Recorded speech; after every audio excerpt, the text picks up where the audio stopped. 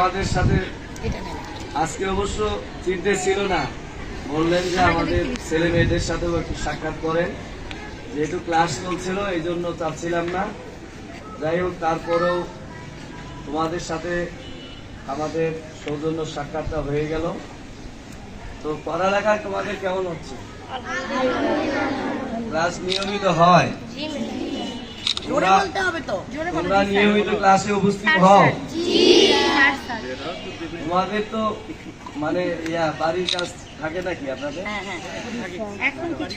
Homework বাড়ির কাজ থাকে কি? সেটা তোমরা নিয়ে এসে টিচার আমাদের ম্যাডামদেরকে দেখাও? আচ্ছা, আলহামদুলিল্লাহ, ভালো। এইটা তোমাদের টিফিন হয়? আপনাদের এখানে সরকারের পক্ষ থেকে যে টিফিনটা দেওয়া হয় এতে কি কি থাকে?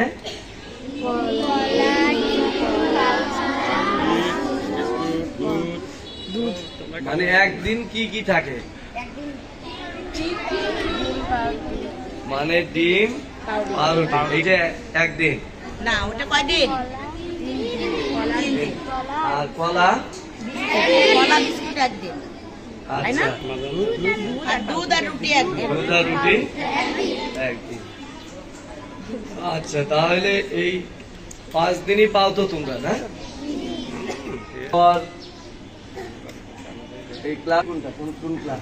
ফাইভ কারা হাত তুলো তো।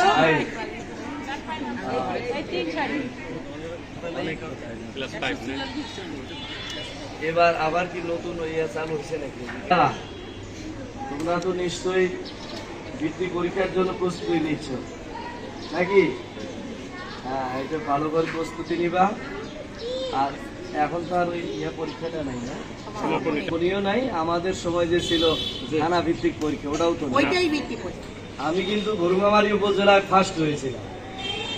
একটা তালি দাও সবাই।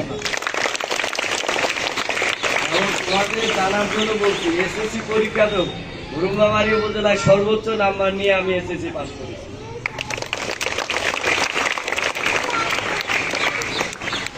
এই কথাটা বললাম এই জন্য, অনেক সময় শহরে, এটাও তো শহর, তারপরেও অনেক সময় বড় বড় শহরে আমরা যারা ছোট শহর বা এই গ্রাম অঞ্চলে থাকি, আমাদের একটা হীনমনতা কাজ করে যে এখান থেকে আমরা কি বড় কিছু হতে পারবো। আসলে বড় হতে গেলে তোমাকেই সেই বড় টার্গেটটা, লক্ষ্যটা ঠিক করে তোমরা যদি পড়াশোনা করো, আমাদের স্যার ম্যাডামদের কথাবার্তা যদি তোমরা শোনো, তোমাদের পিতা মাতা তাদের কথাবার্তা যদি শোনো, গুরুজনদের উপদেশ যদি মানো, অবশ্যই তোমরা সেই লক্ষ্যে পৌঁছতে পারবে। কি বলো, পারবা না? অবশ্যই পারবা।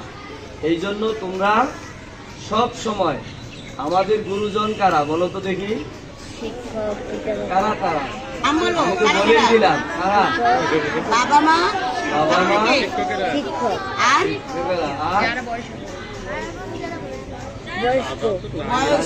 যারা বয়স্ক। এই জন্য তাদেরকে আমরা কি করব?